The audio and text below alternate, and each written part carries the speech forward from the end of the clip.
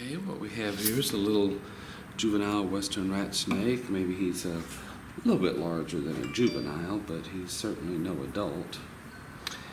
And what we're going to do is make ourselves comfortable for the long haul and work on getting this little guy free. And as you can see, he's still very much alive. Now, what we want to do is use some edible cooking oil, and in this case we're using olive oil, and this will dissolve the adhesive bond between this glue trap and the snake's skin and allow us to work with getting him free. So I'm going to start by just putting a very light layer, starting with the tail end, and follow up. Notice how we're going to try to get it alongside him. And the first thing you're going to notice is that he's naturally going to start working himself to get himself loose. And I use the Q-tip to help move the oil into position to dissolve this glue bond. As you can see, you move it along the lateral sides of the snake's body like so, and then he will help you out by moving and struggling.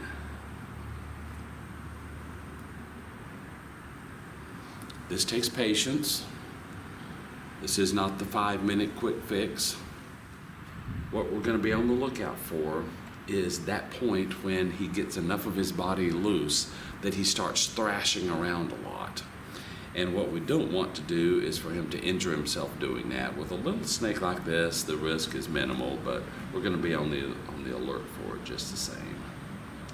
Okay, let's get that tail loose here.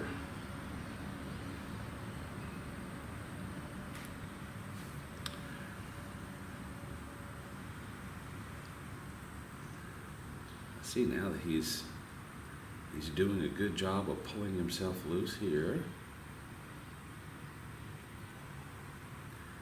And what I'm going to do is put some oil on the places where he's released himself from, so that if he flops back over there, he won't stick to it again. There we go.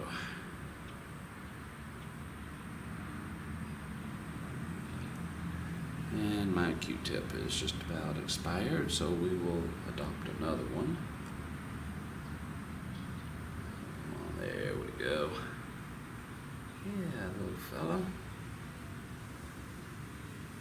You're going to be free in no time at all. Whoops, he's trying to flop back over here again.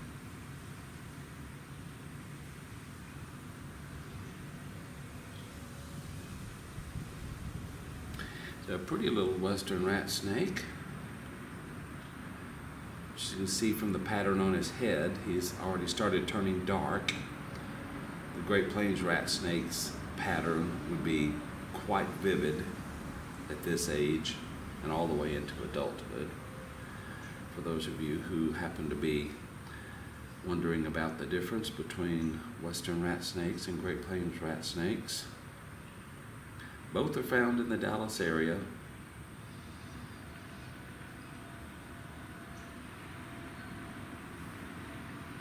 I'm telling you, that tail is just stubborn as it can be, isn't it? Here we go. There we go. All right. Now we're just down to the head area. Let's kind of help him. I don't think I got very much oil down in this area, so we're going to help him out a little bit. Again, I'm going to be very careful not to get it on his head, because it is possible to drown him doing that.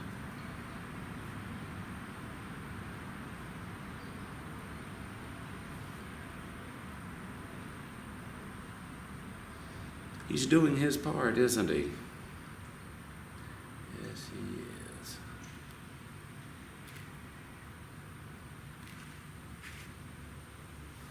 This is the really sticky part right here. You can see how it's just latched onto his belly.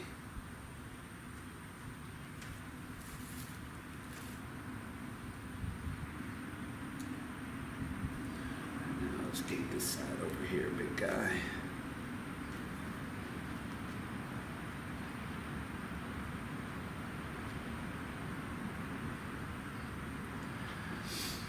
I don't know how long he's been on the trap, and it's really hard to make an assessment to whether they're dehydrated while they're still struggling and you can't get them relaxed and look at their overall body tone. But we'll certainly take a look at him once we get him loose and get him fixed up if he needs to be.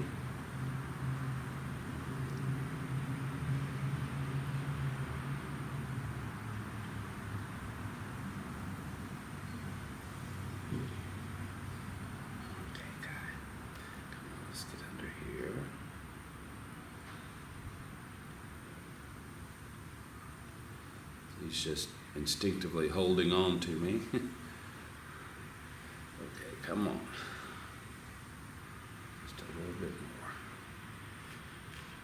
What you don't want to do is rip up while he's still stuck on here. You want to, as much as possible, allow a sideways motion from the snake itself to break the grip. Make sure that there's nothing here that'll catch him if he touches it.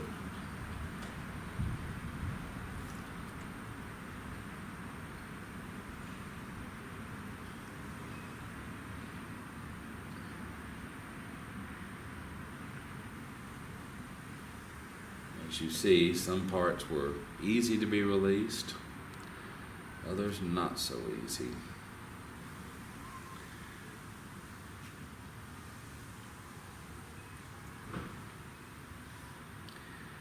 He's probably one terrified little snake.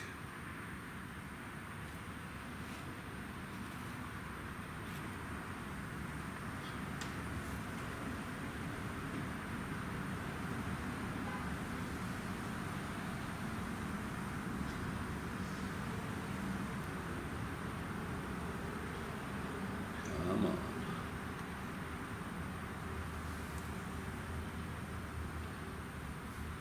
Start putting more and more of this oil right up here. Look how much of his ventral scaling is just totally attached here. So much so that whenever he moves, his skin is literally stretched way out of proportion.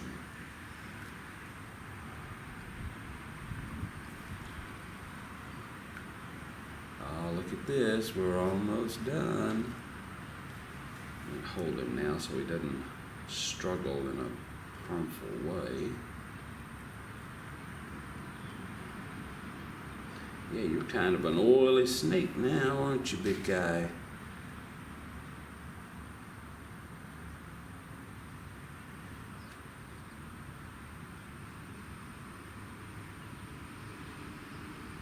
And that lower jaw.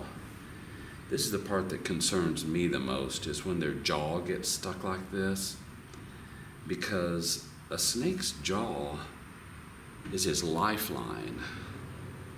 And if he loses the ability to open and close his mouth properly, guess what? He can't eat. So I want to be real careful around that jaw. And let's just hope that his jaw is uninjured.